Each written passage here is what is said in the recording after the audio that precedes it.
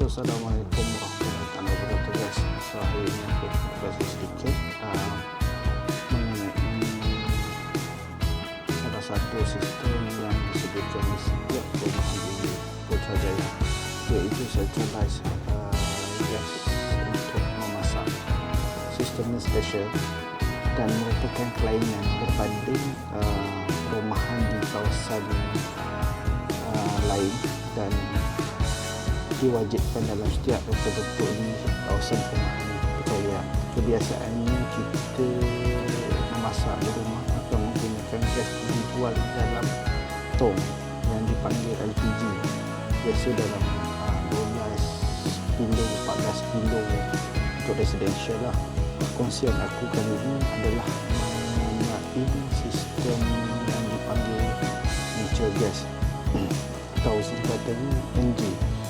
Bagi orang yang bukan teknikal ataupun bukan dalam bidang construction, mesti tanya macam mana sistem ini berfungsi dan apa kelebihan sistem natural gas ini berbanding LPG. Adakah dia selamat? Ini adalah persoalan yang biasa bermain, atau secara dasarnya natural gas ini dia adalah gas yang tidak berbau lah, dan ditambah bau untuk keselamatan, yang mana kalau berlaku kebocoran dia akan, orang ramai akan detect bau tersebut lah. Ini adalah satu orang kata requirement dikuat kuasakan oleh tenaga-tenaga. So gambar sebelah kanan nanti aku letakkan macam mana keadaan meter natural gas dalam meterizer di apartmen. Kenapa sistem natural gas ni bagi aku dia selamat berbanding LPG? Sebabnya poin yang pertama adalah reka bentuk pemasangan sistem ni dikawasi oleh tenaga. Setiap projek perumahan memerlukan kelulusan secara individu. Competent person atau orang yang berkelayakan perlu menghantar permohonan API dan ATO ke Suruhanjaya Tenaga. Korang boleh tengok gambar yang aku letakkan sebelah kanan. Ini adalah laluan pipe natural gas yang berwarna kuning di kawasan koridor apartmen.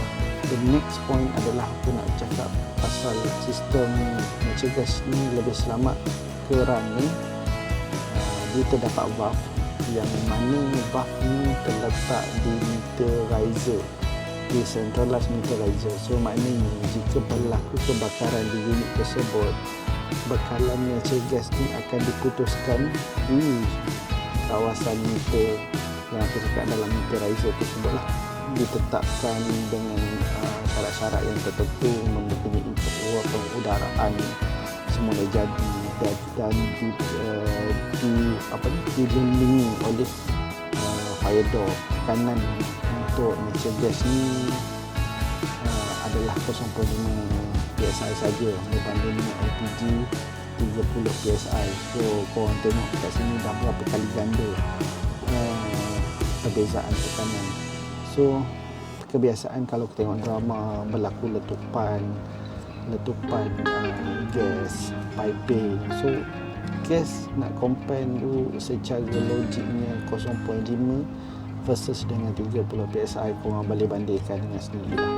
Dan jika berlaku kebocoran pada LPG, so dia akan menghasilkan bunyi yang kuat. The next point adalah aku nak bercakap dari segi molekul natural gas versus dengan molekul LPG. Tumpatan molekul natural gas ni dia lebih ringan berbanding dengan LPG, sebab bila dia berlaku kebocoran, natural gas ni akan terperangkap di bahagian atas, soffit ceiling ataupun soffit slab, atas ke atas. Dekat sini korang tengok, kalau ada dekat rumah korang ada sistem natural gas, mana korang akan nampak gas detector berada di soffit lah, dekat 300 daripada ceiling. So manakala untuk LPG, jika korang nak pasang gas detector, korang perlu letak di bahagian bawah lantai, sekaki mungkin bawah lantai. So kat sini tu korang boleh tengok berlaku kebocoran udara yang gas yang senang orang kata dibebaskan ke udara, ke luar adalah natural gas lah, sebab dia lebih ringan ke atas terapung. Ini adalah gambar yang mana sistem pipe ni masuk ke dalam unit melalui koridor. Orang boleh tengok lah. The next adalah stopcock yang dipasang di setiap kediaman tidak boleh diubah sesuka hati.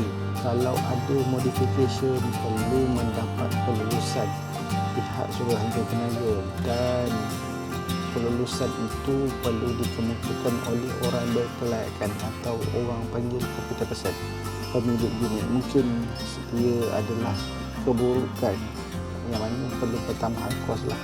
Bila orang kata bila nak buat submission ni perlu ada kos dibayar kepada komputer person. Seterusnya adalah aku nak bercakap dari segi jenis stov. Stov LPG dan natural gas ada berbeza. Jika pemilik telah mempunyai stov LPG dan ingin menukar kepada sistem natural gas, korang boleh buat modification dengan merujuk kepada pembekal natural gas yang terdekat lah. Kalau di Putrajaya under base Malaysia yang berada di precinct 18. Tetapi untuk pertukaran daripada natural gas kepada LPG, dinasihatkan untuk membeli stov yang baru lah. Bercakap mengenai nyalaan natural gas, dia akan menghasilkan nyalaan biru. Manakala kalau kau tengok yang kalau LPG dia akan ada merahnya, biru macam tu kan. Dari segi kos, aku cakap dari segi pelbagai perspektif. Ada kalau orang yang heavy cooking, dia mungkin jimat. Bagi yang orang kata light untuk cooking ni, aku rasa dia depend lah. Kata kalau korang rasa tak nak terputus bekalan, sebab dia centralized, natural gas ni dia kelebihan dia lah, dia centralized, dia tak putus bekalan. Dan harga untuk natural gas ni adalah disubsidi oleh kerajaan Malaysia. Korang boleh rujuk lah pembekal natural gas terdekat.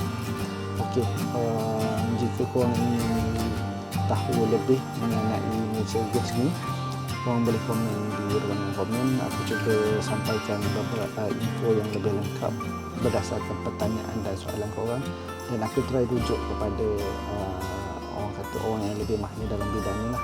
Semoga video ni memberi manfaat kepada semua, dan jika korang rasa video ni bermanfaat, sila share pada yang lain. Semoga perkongsian ni memberi kita satu ilmu baru.